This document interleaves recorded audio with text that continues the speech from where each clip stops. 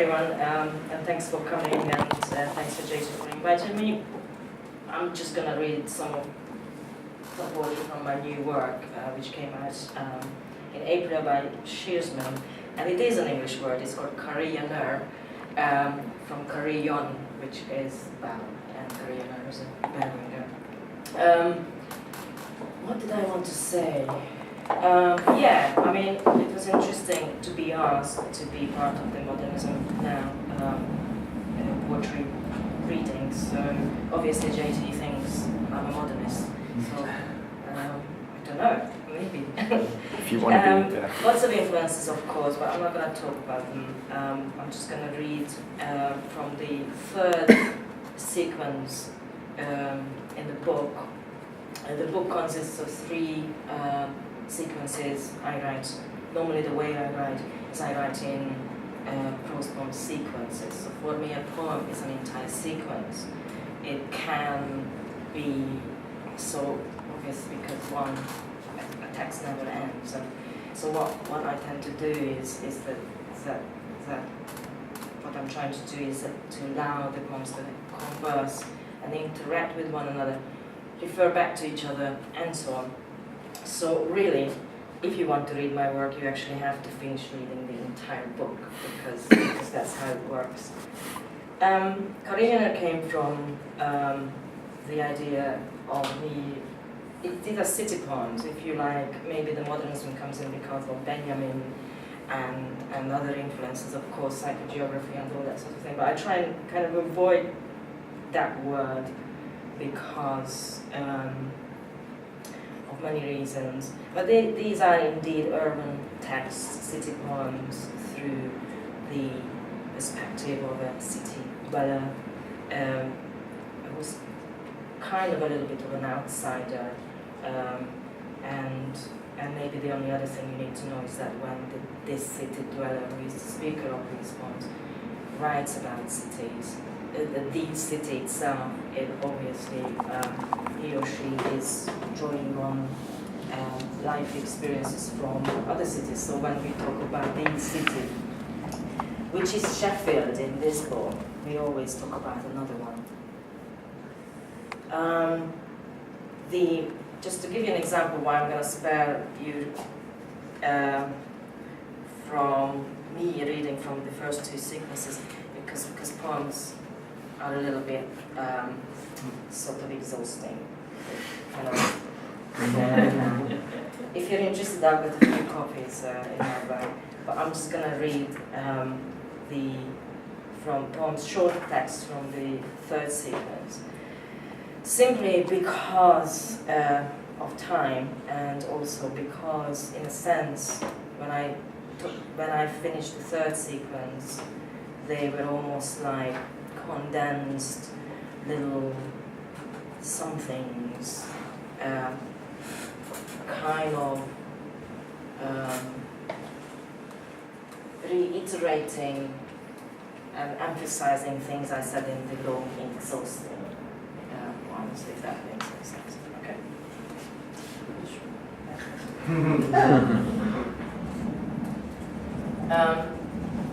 The title of the third sequence is called Phantom Poems, and the first one I'm going to read is called The Chronicle of a Leap Day, and all you need to know is the leap day is the 29th of February, which happens only once in 4 years. Don't be anxious. Read time from the phantom calendar. Account for fugitive hours. A parabola drawn between that which might be and that which could have become.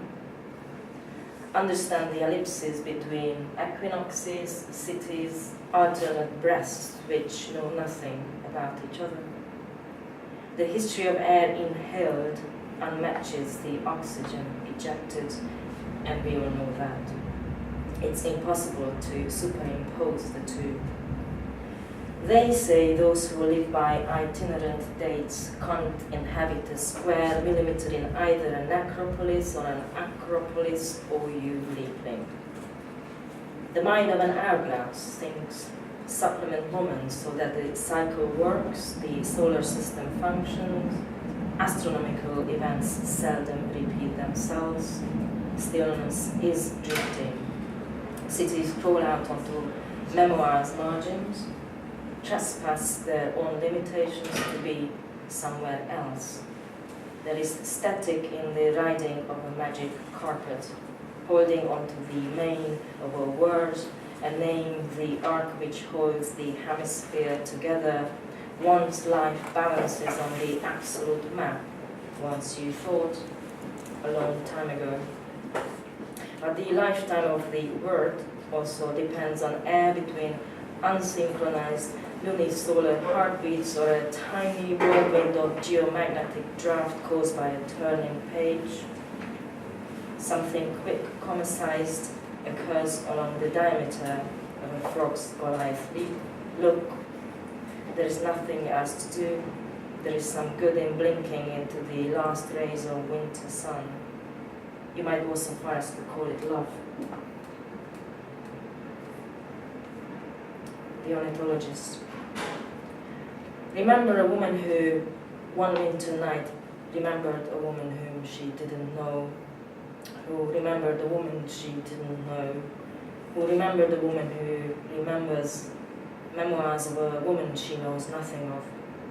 She opens a white camper van and enters the nest of another dark, soft knowledge woven from distant woods.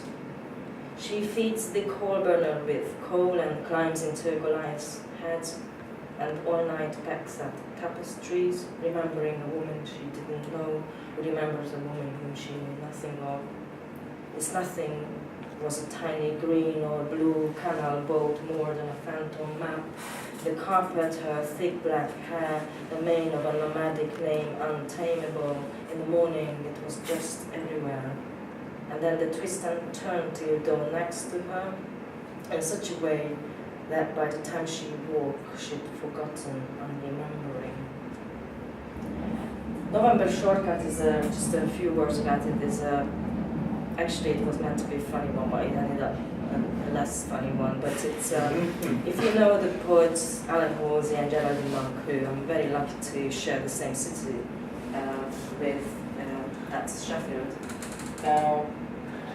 They asked me one day to meet them in a pub, of course, went out. And it's a funny place. I don't live very far from them, but the only kind of so-called commercial route to the pub from my house takes about 25-30 minutes. So Alan said, don't do that, there is a shortcut. And the shortcut is called the Frog's Walk, or Frog Walk. And I didn't know at the time, but anyway, it's about 8 minutes from my house to the pub. This shortcut, which is next to an abandoned ish cemetery. And also it's like an alleyway, so it's a tiny little alleyway with very, very high walls. And I did actually freak out when I passed through, but I didn't think much of it. And then I arrived, and Geraldine kind of basically told Alan Halsey off for sending me through the shortcut. And I went home and I Googled it. And there are 2 universities in Sheffield, but the Hallam University students have got this forum where they write about the Frog Walk, and they say that it's a big no-no.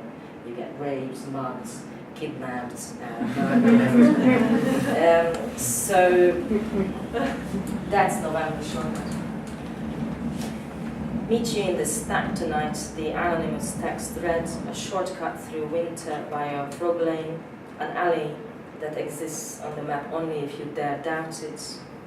If you venture into that province, render yourself invisible so that you stand out. In other words, a poor aporia,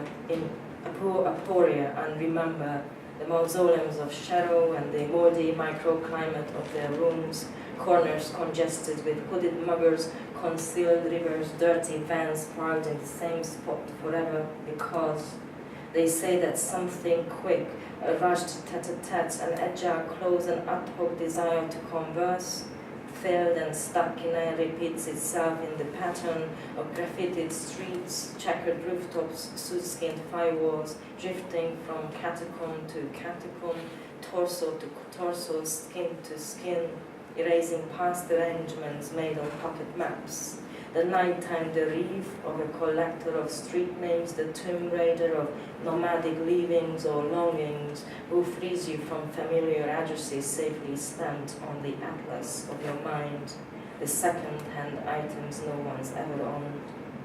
It's not who runs or who desires. Snow slows you down.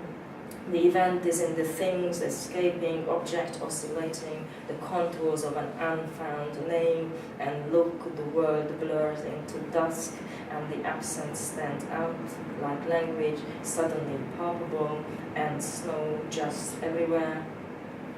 All elements carry the same heavy fog weight, tons of smoke or ash. Say you could think with the mind of an hourglass, the convex and concave forms of breathing, you might go so far as to call it killing time. The next one is called Postscriptum and Symbols. The only perhaps help you need here, if at all, is the name Faludi. George Faludi was a poet in Hungary. I think he lived in exile for a while, and anyway, he died in Hungary in the end, something like at the age of 153. But anyway, very, very old. But what he was also famous for, or renowned for in the end, is that he married somebody about 60 years younger, and he was about 90. And to top that, they kind of posed naked in the media. So if you actually Google his name, he will come up half naked with this. I'm unsure if she was gorgeous looking, but anyway, a young woman. And the poem comes from a conversation, or originates from a conversation with an academic in a Christmas in Budapest a couple of years ago. Postscriptum and Symbols. Postmodern men and women, the scholar says, in between two courses, between the fish soup and the stuffed cabbage, burn much longer these days in crematoria. From the quantity of E-numbers they stuff down their throats.